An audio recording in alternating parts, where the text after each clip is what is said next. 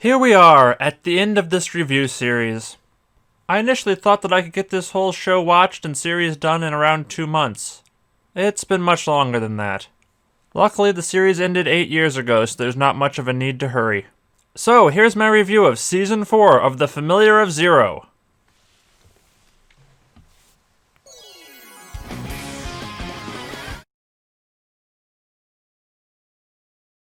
But first, this review requires some more setup than usual. 3 full years passed between Seasons 3 and 4 here on Earth. I was aware of the gap before even starting the series, but I did not have to experience the wait before watching it in 2020. Most people who have completed the series at this point likely did not have to wait. I personally have a lot of things that I reached the as-current point of and never got back to, and I wonder how many people actually never came back for the end of The Familiar of Zero after the gap. I would assume there was still high demand, as if the series was not profitable, why even finish it? This is more than I would normally say about anything on the production side of a series, as I am far more interested in the actual product, but the series ending many years later was a luxury that many popular series never got. Although sometimes a story is just never finished by the author, which is somewhat the case of The Familiar of Zero as well. Nobuo Yamaguchi, the author, died in 2013, leaving only notes to outline the series ending. But the final season of the anime was produced in 2012 while Yamaguchi was still alive, and it is not the same ending that the light novels eventually got. All of this adds up to a very strange circumstance to finish an anime. So I want you to know before I say anything else, I did enjoy Season 4. It was leagues better than Season 3. But a lot of the runtime of this video will be criticism of this season, because while I may have liked it, it still could have been much better. Expectations. So let's discuss for a minute what I expected of Season 4.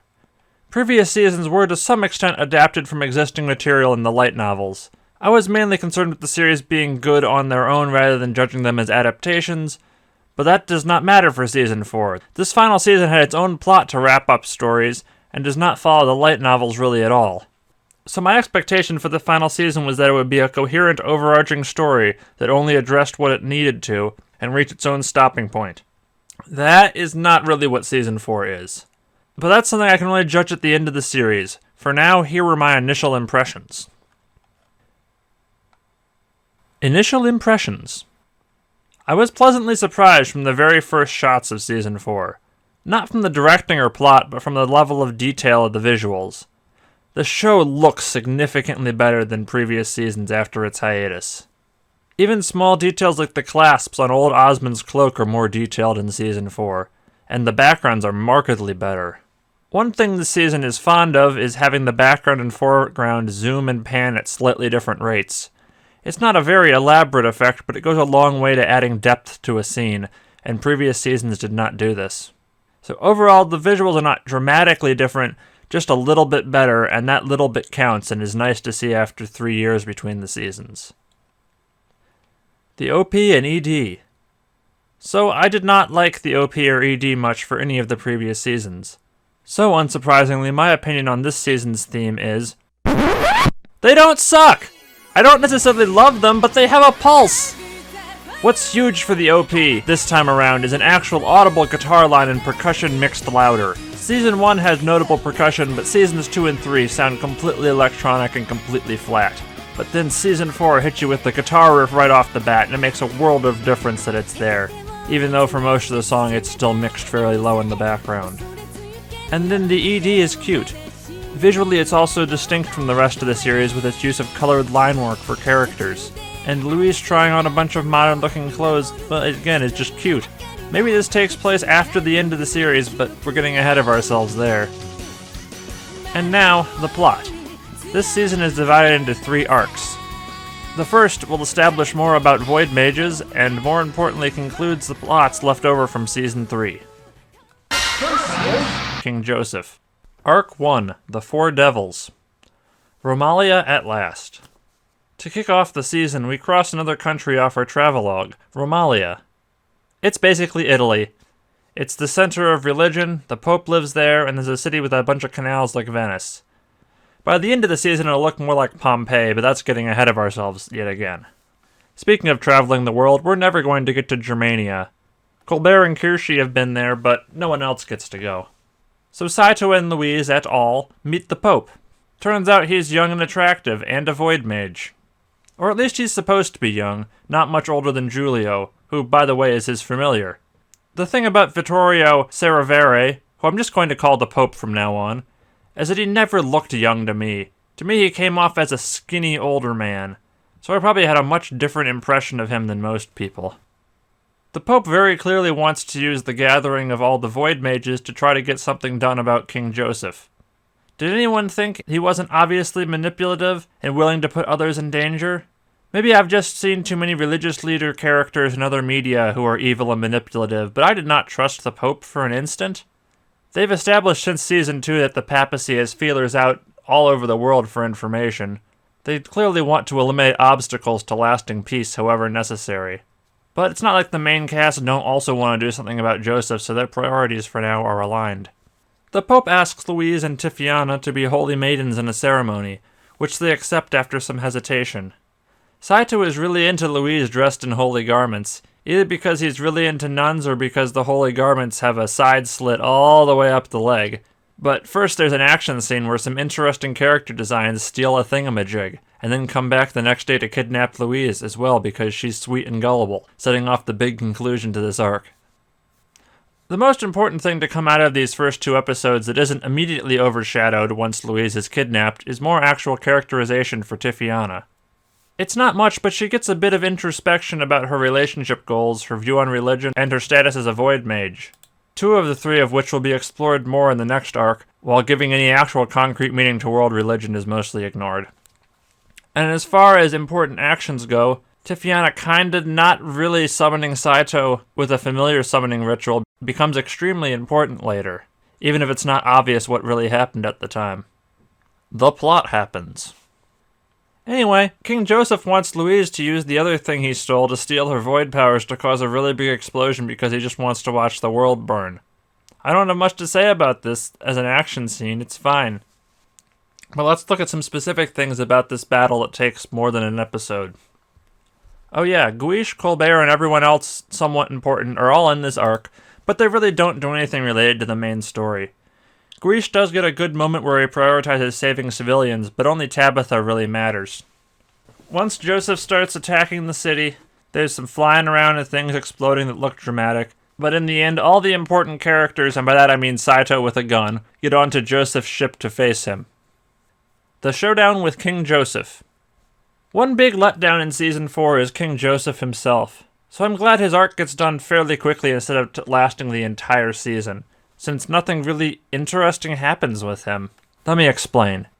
He's a good opposition force to drive the story, but he's a completely lacking character. He's just completely emotionally dead and comically evil. There's no sympathy generated by this character or for him, because any semblance of backstory is only revealed in the last 5 minutes of screen time he has, and it's not really anything. Maybe some people will get some sympathy out of him having a desire to prove himself after being an inferior sibling all his life? But the amount of heartless revenge that comes from that is completely disproportional. He's not even sadistic, he just feels nothing at all. The only emotions we get from his death is from Tabitha's reluctance to be a kinslayer. But the will she won't she stare down with a man who's dying anyway was done better in Season 2. And Colbert came back from that, so maybe finish him off just to be sure. Who actually killed Joseph then if not Tabitha anyway? She did shoot a bunch of icicles at him. Maybe Louise's explosion was the biggest factor, or shrapnel from the explosion? Saito was right there too, and he's fine.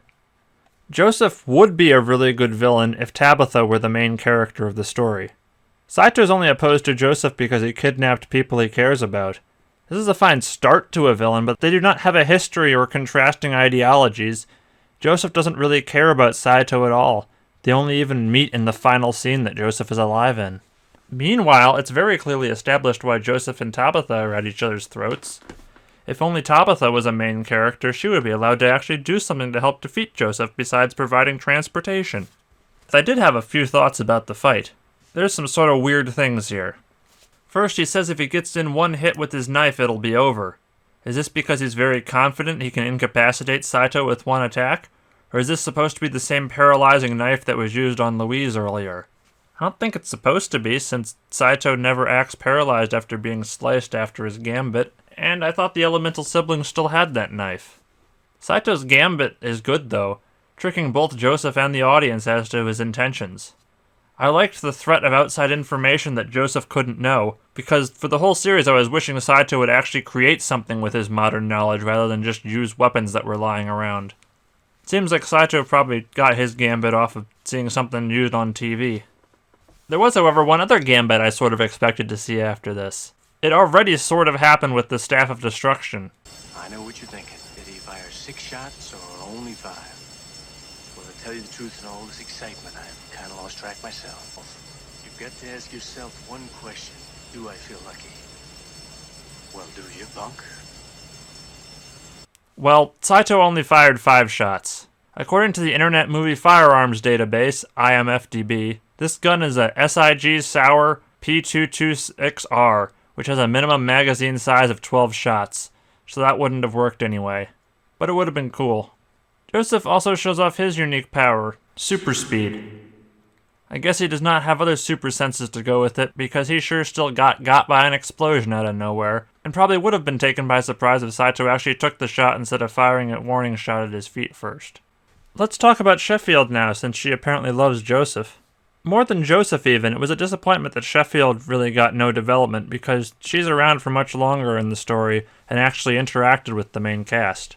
There's a lot of questions about Sheffield, and also about Giulio, because they're both void familiars that are never answered, but would have been very interesting to explore for contrast.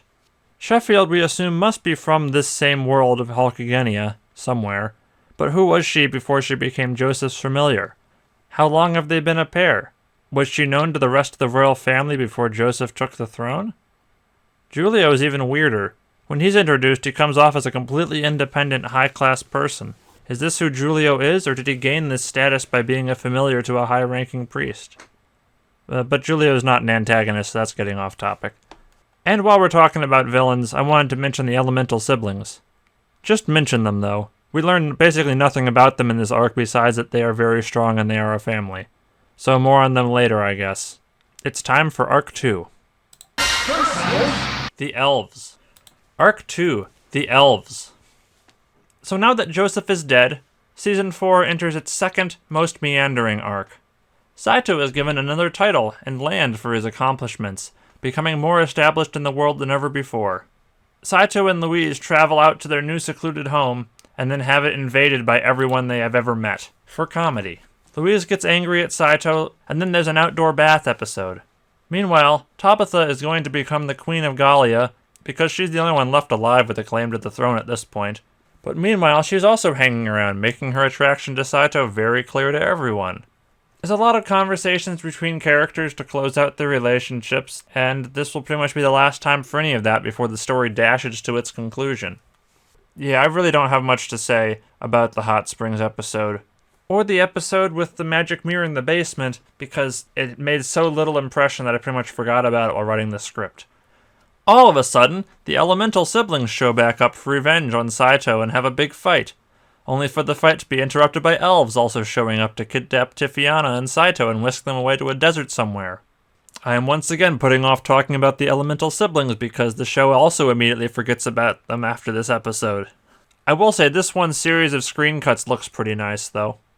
And then there's political drama with the elves and an escape attempt and a rescue attempt and a Deus Ex Machina with new void magic spell. I don't really like the middle episodes that much, okay?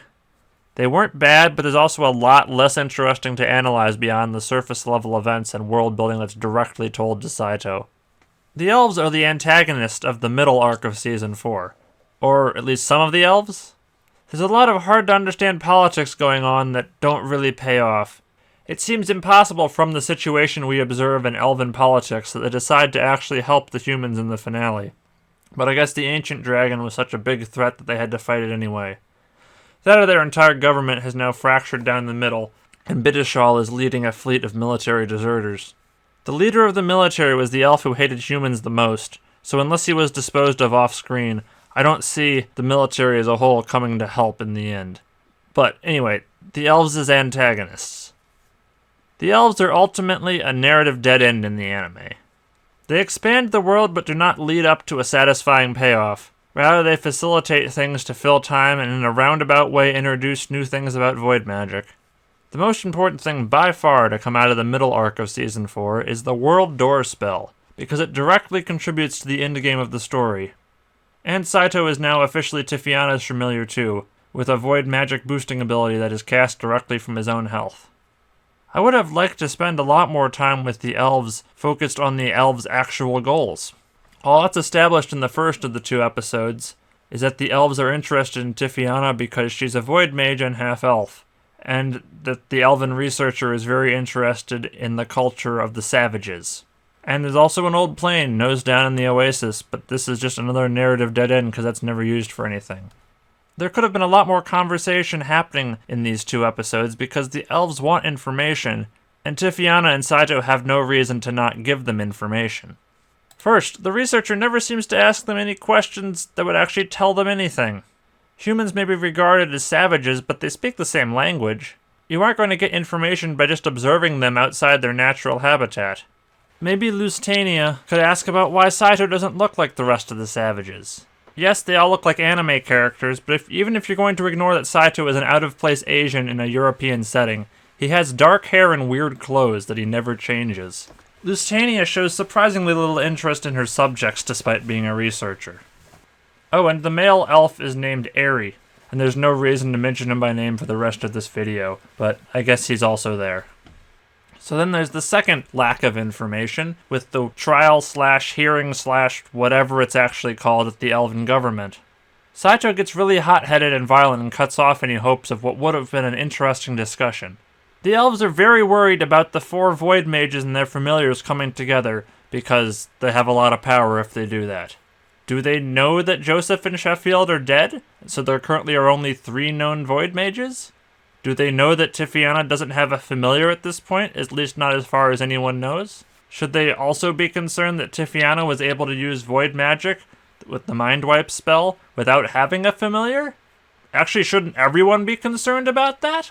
The elves are concerned that one of their own is also a void mage, but if they kill the current void mages, doesn't that just mean there's a chance for even more elven void mages?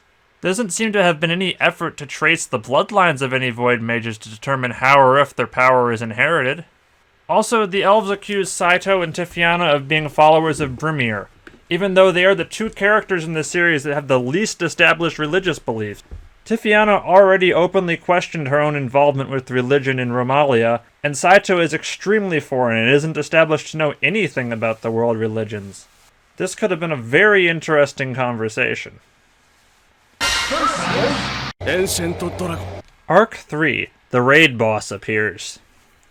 So, Tabitha is crowned Queen of Gallia. There's a party. Wayward elves from the previous arc are around and bond with humans about shared experiences on the basis of sex.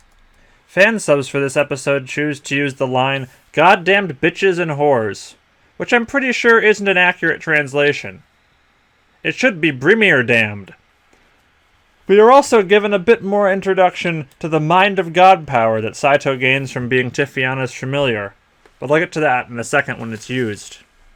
The important stuff here only really starts to happen after the coronation as we're introduced to the final threat in the Familiar of Zero's anime, the Ancient Dragon. The Ancient Dragon is an interesting final threat because the Ancient Dragon is a force of nature. There is no explanation for why it appears suddenly, more on that later, and it has one unstoppable goal: go towards the nearest void mage and consume it. The Ancient Dragon is basically Godzilla, but way less powerful because Godzilla always wins, unless it's the awful American version. Anyway, it would have been very interesting to see this different scale of threat dealt with in a different way than the previous ones, perhaps using some ingenuity or more actual collaboration between nations, rather than just everyone having big military ships and a token partnership of all the characters of the schools putting up a shield. But this is a story centered on 2 main characters whose main powers are big explosions and using military equipment from Earth, so it was not very surprising how the Ancient Dragon was eventually defeated. This was some wasted potential because it was a very strong idea to talk about how society has advanced since the Ancient Dragon last appeared, and how modern advances could help defeat it, but it's instead destroyed with a bunch of explosions, which is not really interesting thematically. The closest they get to technological improvements is the shield protecting the school and the shield protecting the ships, neither of which actually defeats the dragon. I like that the first attempt to destroy the dragon with just void magic failed because it's dramatically interesting, but instead it's just destroyed with void magic and other varieties of explosions in the end. If you remember back from my Season 1 review, I love applied technology in isekai, so I really wanted to see more of it here. I also wish the ancient dragon had a cooler name, but the characters all definitely say Ancient Dragon. in English every time. Ancient Dragon. Ancient Dragon. Ancient Dragon. It's extra silly because it breaks the established world building. Everything is either Latin-based or runic, so why is the ancient dragon's name in English? Why not something like Heralth of this and then the fourth? Lack of plot cohesion. Now I need to nitpick the ancient dragon as a force of nature villain. It comes off like it's supposed to have a cause. If Joseph had purposely woke it up to cause chaos, or even accidentally woke it up with his firebomb explosions kind of in the area where it was sleeping, that would have given Season 4 a through line to tie the plot arcs together. Or maybe the elves' fears were justified and the 4 void mages got close enough to make the ancient dragon wake up, even if they weren't trying to. Hey, remember that gate the elves wanted to guard that was mentioned in Season 3? Knowing from the start there was going to be a big evil thing at the end of Season 4, I sort of assumed it was going to emerge from that gate since it was a very clear setup. Or maybe have the elemental siblings wake it up as a final directive from Joseph to them before he died.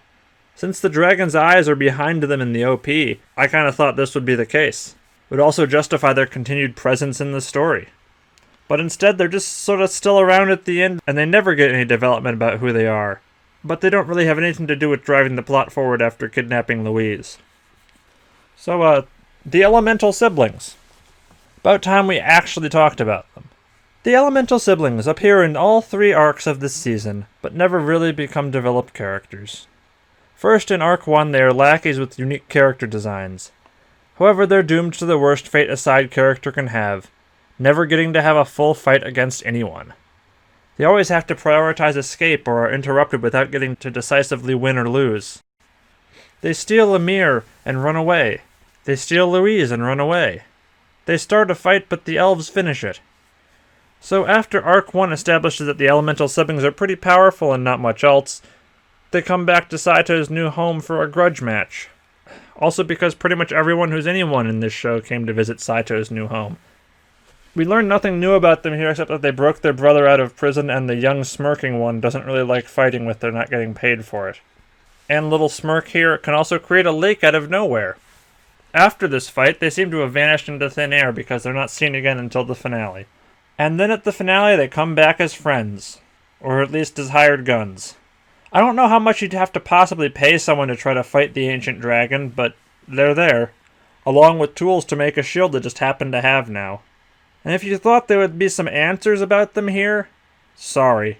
They are side characters that exist and will give no explanation for their existence.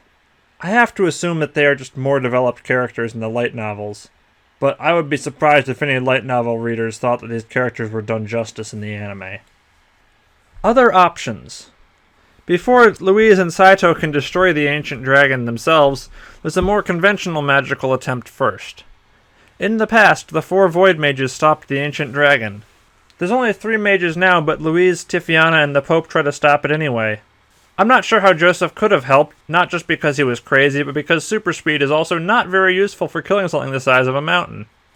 He would have probably tried to use new technology to kill it.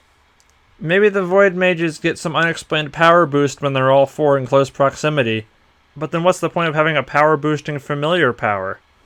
So this is the first intentional use of the Mind of God by Saito, to boost the Pope's magic.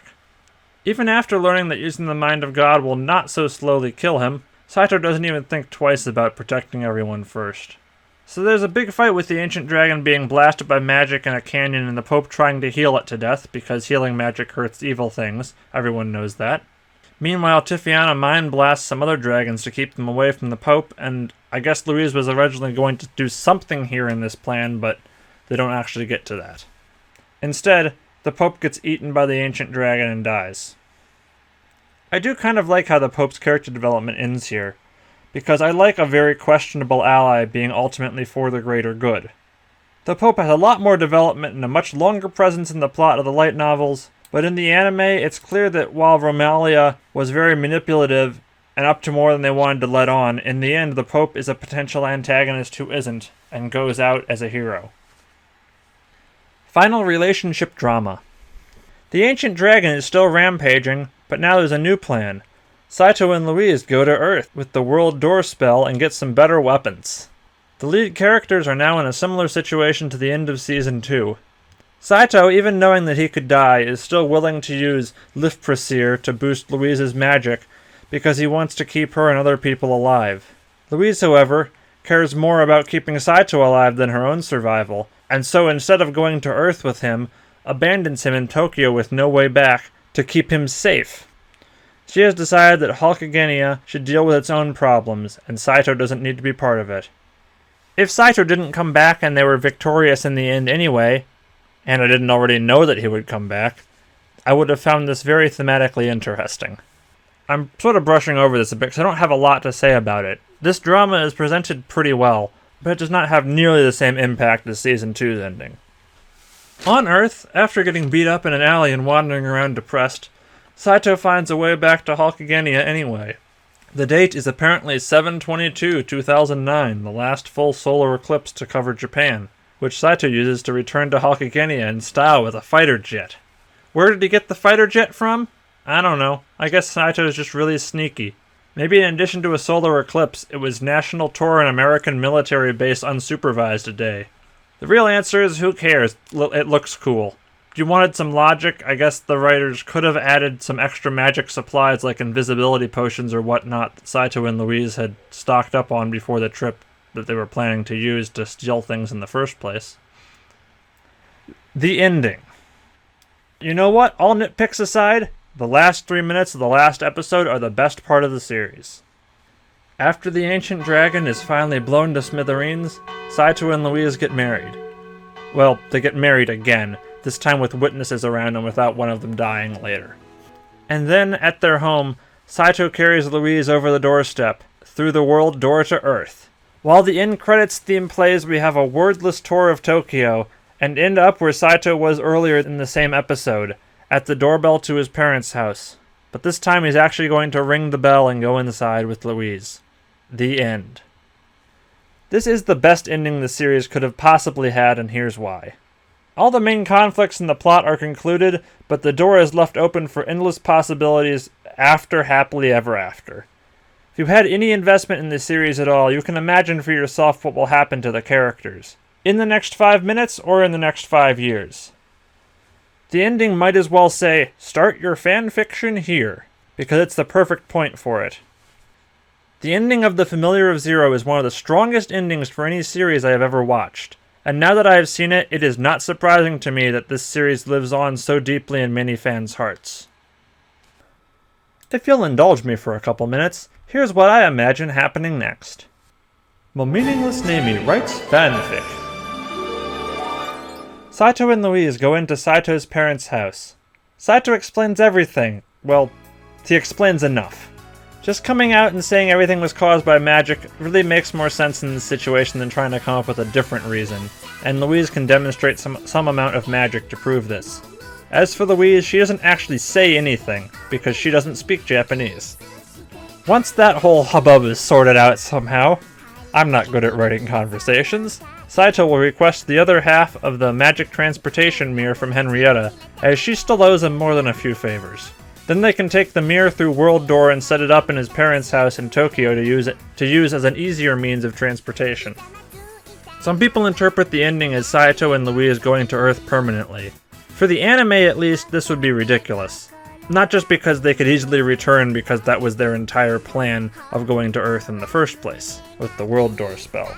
One of the largest pieces of Saito's character development in the series is him becoming more and more entrenched as a part of Hulkagenia. He passes up on several opportunities to return home and continually acquires more status in society, even if Louise still thinks he doesn't truly belong. On the flip side, his life on Earth is never mentioned at all. I'm sure Saito left behind some things he cared about, but he sure never mentions any of them. But that's about as far as my imagination gets me, because I don't have any big ideas of what they should do now. I want Saito to introduce bicycles to Hulkagenia, not because they would serve any huge purpose, just because bikes are cool. Also, Saito needs to get new shoes at some point. He's been wearing the same pair the whole series, and it's not good for your feet to wear worn-down shoes. So, with that perfect ending to the anime series, this would also be the perfect note to end this review on, right? Nah, let's rip this series to shreds now. There's a lot of stuff I've been putting off talking about to see if later parts of the story would offer any further explanations or information. So now it's time to cover a lot of series-wide pieces of world building, and then offer my overall thoughts on the series as a whole at the end. Magic. I held off from nitpicking everything about magic this whole series, so now I'm going to all at once. Magic is not explored in depth in this series at all. You might say it's not really important, but this is a very, very soft magic system, and I expected a few more concrete answers when major conflicts revolve around rare or vastly different types of spells. I did not expect everything I'm about to say to be answered, but at least a couple would have been nice. First, in the 4th season, one new kind of magic is introduced to the series. 2 if you count the Firestone explosions, but that's just the end application of already established magic. 3 if you count the teleporting mirror and world door, which seem to be very similar in principle, but only one of them is introduced as void magic. 4 if you count however the shield works at the end of the series, because it seems to be the same principle as hexagon magic where you combine different abilities, but this worked with weird equipment instead of with the royal bloodline. Anyway, what I was trying to say was, the Pope has healing magic as his void power. This brings up a few questions. Is there other healing magic that other people can use? If not, either the Pope has been keeping the secret or doesn't care if the world knows he's a void mage. I'm guessing it's the former, that other people can use healing magic as well, because with all the other magic users in this world, it would be weird if there wasn't some other sort of healing magic. But this ability is really introduced so quickly at the end of the story, just before the Pope dies, that the characters don't really have a chance to react to it. If there is other healing magic in this world, how effective is it? Can it help just a little by, fighting infections and closing wounds? Or can it cure cancer and replace missing limbs wholesale? How about sexually transmitted diseases or fixing rotting teeth? We don't see anyone with bad teeth in the anime. And then the Pope's power also brings up another question of, are void powers assigned randomly or do they fit their users' needs? This doesn't explain Joseph's speed at all, but explosions fit Louise's personality, as does healing for a religious leader, and a defensive mind wipe for Tiziana, whose power seems to have manifested due to mortal danger when she was younger. Although wasn't it implied that void mages need familiars to use void magic as one of their many limitations? Or was that just for Louise because she sucks at everything? Tiziana is the only one who uses void magic in the series without a familiar, but could the other void mages do so as well? Let's just expand this into some other magic questions now. Are specialists born or made? It seems like every mage has some base-level magical abilities regardless of elemental specialization. They can put out candles from across the room, they can ensnare people, they can fly, which is seen very, very rarely in the anime, and they can perform basic things like alchemy. So can you learn to control other elements beyond what you are born able to use, or are triangle and square mages just naturally extra gifted? How do you learn about ice magic like Tabitha? Is it water plus air mastery? That doesn't really equal ice, and it certainly doesn't equal her apparent ability to teleport. And what about nature magic? It's implied, but never explained, that the elemental siblings know nature magic. Do they have elvish blood, or can it be learned through study? For that matter, can all elves use magic, or is it just an elite class like among humans? If they can all use magic, can even non-magical humans learn nature magic too? That's a lot of things that just really aren't answered. We don't even know how much noble blood you need to be a mage in the human society without adding in other races. Perhaps my initial speculation was correct that magic is actually in everyone, but only the nobles have the instruction or tools to be able to even use it. Speaking of which, what's up with wands and staffs? Do they have some inherent magical properties or a magic artifact at their core like wands in Harry Potter do? Or are they just wood or metal that a particular mage likes to carry around? Does magic require a conductor like a staff? People seem helpless without their wands, except for nature magic users who just don't care about rules. Could you graft a little piece of metal onto one of your fingers and shoot spells from your fingers and never have to worry about being disarmed? More importantly, is there any fanfic with a character who lost their hand and now has a wand attached to their stump arm? That would be a cool character design. Lastly, in magic, there's the World Door spell, which, like every piece of magic Louise uses, is super broken but extremely inconsistent. Sometimes she needs to power up the spell to keep the door open and actually go through. Other times, like in the ending, she doesn't. Can she find people or get location images from anyone besides Saito? Or are they the only ones who can find each other with the World Door because of their familiar connection? Would frequently traveling to Earth and back bring a huge amount of diseases back and forth with them? That wouldn't be good. But you get the point that a lot of things I could nitpick about that spell. I'm just getting into some weird extra implications that for the most part I had no expectation of the story covering. It's magic. It works by magic. However, for a story that depends so much on magic, I expected, a little bit more explanation of how the magic system works. Sexuality. This is something I definitely put off till the end of the review series, but I was always intending to talk about it at some point.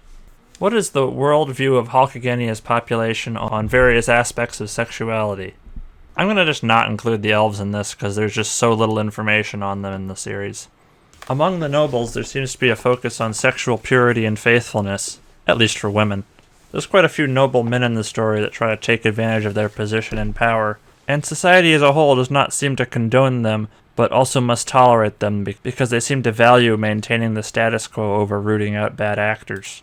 However, the sheer amount of magical artifacts that are related to sex seem to imply that infidelity is fairly common.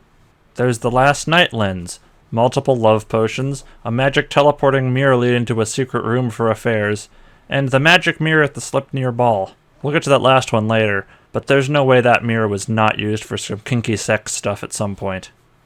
Meanwhile, there's a lot more open sexuality in the lower classes. People kissing or holding each other close in public isn't something shocking to see. And Scaron openly runs a medieval maid cafe and isn't run out of town. There may be a societal view that actors and other traveling performers are just a lower class of people who have low moral standards. No one questions the theater troupe traveling in their ridiculous clothes, and Scaron's girls are also all stage actors. But performers are the only lower class people we meet in the story that are not one-note characters with no personality, so they're all we have to go off. Now, how about LGBTQ issues in Halkagenia? It's a few interesting things, but they're never really explored in the anime, and a lot are just played off as jokes. The biggest one is that Agnes may be a lesbian. One other character says she is, and she kisses Louise out of necessity on a mission, but these remarks may just be a rumor about her or slander, but their existence at least means that homosexuality isn't so taboo in this world that people deny it even exists. Agnes never displays any actual attraction towards any character. She's a physically strong female character, but she puts duty above all else and does not really have any personal relationships to speak of beyond respect from her subordinates. And then of course there's Scaron. He insists on being called Mademoiselle at his inn, but does not have an alternate personal name, nor does he dress particularly effeminate, even if he acts as such. His clothing instead shows off an extremely defined muscle man physique, which is even more notable when even the most muscular of other characters don't have giant triangle bodies like they just strutted out of an 80s shonen manga. And of course, other characters refer to Scaron with male pronouns, and he does not correct them. But I sort of have to trust the translation on that, because I don't speak Japanese. So my conclusion about Scaron is this. Saito is the only person who is particularly shocked by Scaron, so that says maybe we should view Halkagenia's society as more accepting, at least among the lower classes, than our own. Our own society in this case being 2000s Japan, not wherever you're watching this video from. Transgender magic. The Sleipnir Ball has a lot of juicy things going on. Both Malicorn and Old Osmond turn into women with the mirror. Old Osmond just comes off like a perv as he always does, but Malicorn's transformation seems to be based on actual desires. Too bad he's barely a character beyond being fat, so he never gets a chance to develop actual needs and desires. But I wonder, given the existence of magic in this world, what magic has been developed related to sex? Are people able to permanently get closer to their ideal body image through magic? This is not explored in any way, but it seems to be possible, at least temporarily. I specifically read the light novel chapter about the Sleipnir ball, but rather than any juicy new information in that chapter, there's instead this interesting conversation before the ball. In this conversation here, Louise expresses her feeling that Saito doesn't belong in Halkigenia and shouldn't care about its problems, which is interesting because that's what comes up in the finale of the anime series. If this was supposed to be Louise's expressed viewpoint for most of the anime as well, it did not come through very well. Smooth transition into something else related to sexuality. Let's look at Void Familiar bonds. 3 of the pairs of Void Mages and Familiars in this series have romantic attraction from at least one party. They are also all mixed gender pairs. The exception to both of these is Giulio and the Pope. Nothing is implied by the story about their relationship, and they seem to have the least dependence on each other of any other pair, as Giulio operates on his own for months before the Pope is even introduced as a character. But it's very hard to not acknowledge that Giulio is yanked through a portal from who knows where, and they're part of the religious equivalent of the Catholic Church. Familiar contracts began with a kiss. What I am alluding to here is, of course, the sexual abuse of minors by priests in the real Catholic Church. Was this intended? I don't know. It did not help that Romalia's Pope came off to me as both much older than Giulio and also manipulative to downright evil. I'm just saying the impression was there. Let's talk about something else. Last note, kind of related to sexuality, we don't meet any children in the story. It's not a glaring flaw that there aren't any children around. I just noticed it. We don't know if society has any particularly rebellious phases of youth. All of our main characters are adults. They don't have given ages, but all the men in the show serve in the military, so they are adults, at least as far as the eyes of their society. Music. The soundtrack is not a standout. I do not catch myself idly humming themes from the show. Really, the only theme I like by itself is this one I'm playing in the background here, the theme of Saito swooping in to save the day, usually. I don't have the musical knowledge to pick apart the score, which is why I've barely mentioned it outside of the OPs. The translation of the track names is wildly inconsistent, so I'm not going to specifically name any of the tracks either. One minor music nitpick. There is only ever one song played in-universe in the show, at Fancy Balls. Louise remarks in Season 4 that it's the same song they danced to in Season 1, but it's also the same song that plays at the Coronation Ball in Gallia. Is there just not any other music in this world? Is this the most popular song? One less minor nitpick would be the sax theme that plays for sexual situations, pretty much Kirshi's theme in Season 1. It's stupid. It's so extremely out of place, both for the world and for the soundtrack, that it just calls attention to itself. I do believe this scene is supposed to be sexually stimulating. I concur. This clearly has implications beyond being a simple conversation. Hey, Luigi, play the sax. And we're back to sexuality. I didn't even mention Kirshi in the sexuality section, somehow.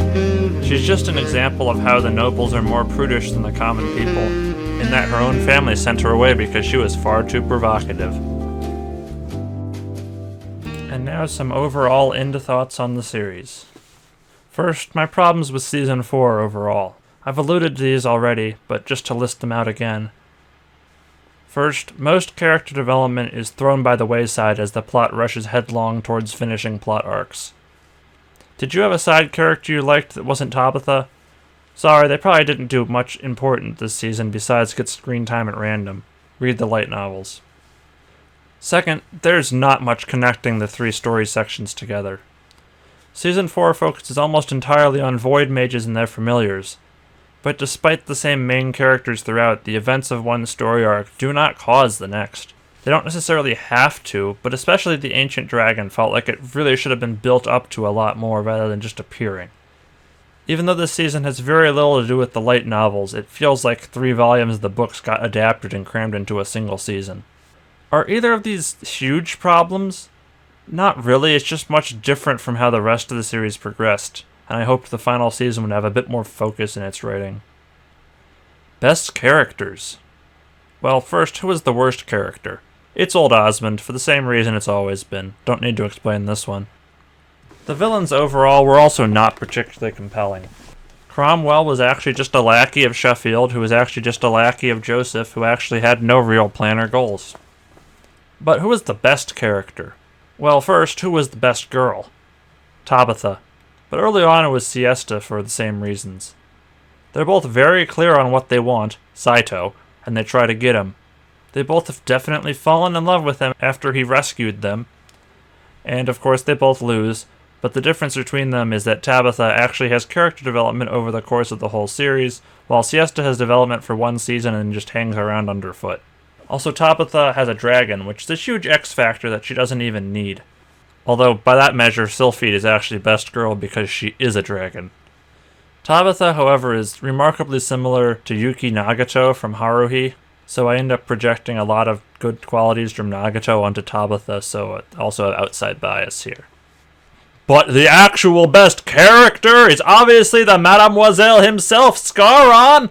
Everyone else wishes they had the build and passion of the Master of Love and Master of Business. There are no lengths this fantastic specimen will not go to for the good of family and friends, and for that, Scaron is number one, top of the polls!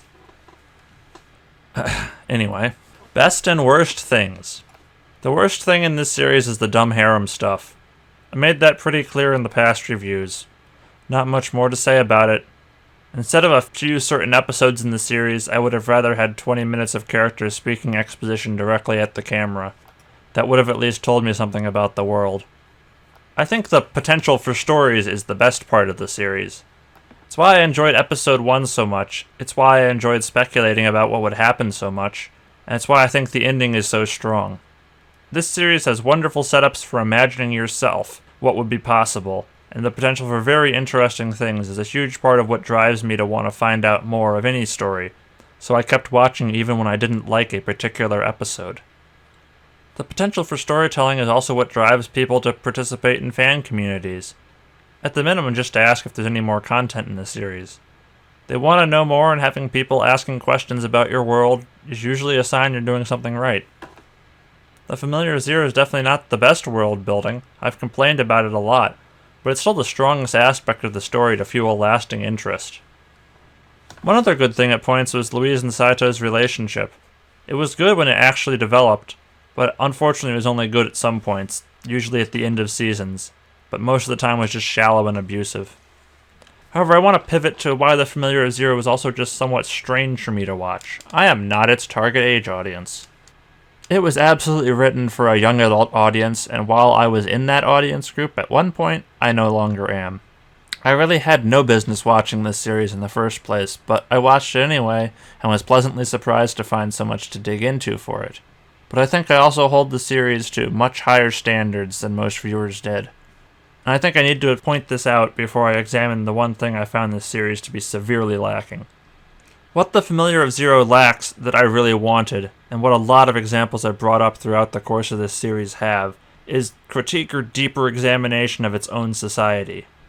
The story really starts to at some points, but it never becomes fully fleshed out. This is why I had so much to say about Season 2. It had the most examination of social hierarchy, and the protagonist clashed with it. But Saito ends up accepting societal norms, and they aren't really brought up again as a main topic. There's a lot of potential for Joseph to be a villain representing the absolute madness possible to an absolute monarch, but he wasn't driven mad with power, he was just mad before he got power as well. I have been constantly calling out what would have been more interesting paths for the story to take, and only Season 2 has well-developed conflicts without clear answers, and that for me is when a story is usually at its most interesting. There's a lot of corruption in this Familiar Zero, starting from Siesta's rescue in Season 1. There is open, known sexual exploitation in this universe, and only Saito, the outsider, tries to do anything about it. We see several more nobles abusing power in Seasons 1 and 2, but then it just sort of drops out of the series as a serious topic for the most part. In Season 2, especially with Agnes, we see characters confronting long-standing abusive power structures with grounded human evil and meaningful depths. But then Seasons 3 and 4 take a turn for the absurd, with the closest to a grounded villain being this guy I didn't even have footage of in my Season 3 review because he's just played for comedy. Maybe it's intentional. Saito is the point of view character, and as he accepts the ways of the world, he turns a blind eye to society's inherent problems. But I think they just wanted a lighter tone to not have the fan service seem so out of place in a serious story. I hope I'm explaining what I mean here well enough. The show had some things that I really liked going for it, and then it took them away in favor of things I didn't like. So, here at the end, here's my numerical rating of the series. A 6.5 out of 10. Is that a very good score? No, not really. I've been pretty clear about what problems I think the series has, and by tightening things up just a little bit, in Season 3 I think the series would be a 7. Take Season 3 out of the story pretty much entirely and it's a 7.5, maybe even an 8 if you catch me on a good day. Season 3 was really that much worse than the others. But outside of a couple episodes, The Familiar of Zero is a steady but not amazing show. I have not gone to get a clip from a scene and ended up watching a whole episode. I have not found myself humming the soundtrack to myself. Overall, the biggest impact this series had on me was in making these reviews. But if the series had a much bigger impact on you, that's fine. I hope you enjoyed hearing my opinion on it. Also read The Divide. Not because it's better than The Familiar of Zero, but it has the same hold on my mind from when I read it when I was younger that The Familiar of Zero probably has for a lot of the people watching this video. I stepped into your world for Zero, now take a walk into my memories. I'm not saying The Divide is amazing, or that it has all the things that I wanted from The Familiar of Zero, just that it's my favorite isekai because of nostalgia. My channel profile picture is also of a character from The Divide. I guess it's my version of an anime profile pic. Predictions. Before I close out this review, here's one last topic. Throughout the previous videos, I made a bunch of predictions for the series. Let's quickly revisit the most interesting ones in retrospect. We will meet another person from Earth in Halkagenia. This just kept not happening, and I really expected it to. There was never any real explanation on why Earth and Halkagenia are linked, and I really would have liked an answer, even though it probably would have been very unsatisfying. Politics mirroring European history. While a lot of the elements in the series draw pretty directly from Europe, there was nothing even close to as obvious a similarity as Cromwell's rebellion in Season 1. I think it's for the better that Zero has its own story without trying to directly incorporate more history, but that is a prediction I made, and that prediction was wrong. More characters dying. I kinda flip-flopped on this prediction season to season. In the end, the only good character that dies is the Pope. I'm not really sure he even counted as a main character. The main villains get exploded, however. Limitations of powers. I pretty much covered this earlier in the magic nitpicking section. Void magic does get a lot more explanation in the final season, but there's still a lot of questions about magic as a whole left over. Tabitha will crush on Saito at some point. I made this prediction back in Season 1, and it was finally true in Season 4. It was actually serious, too, not a passing fan service scene or a joke. I was, however, wrong about Monmon.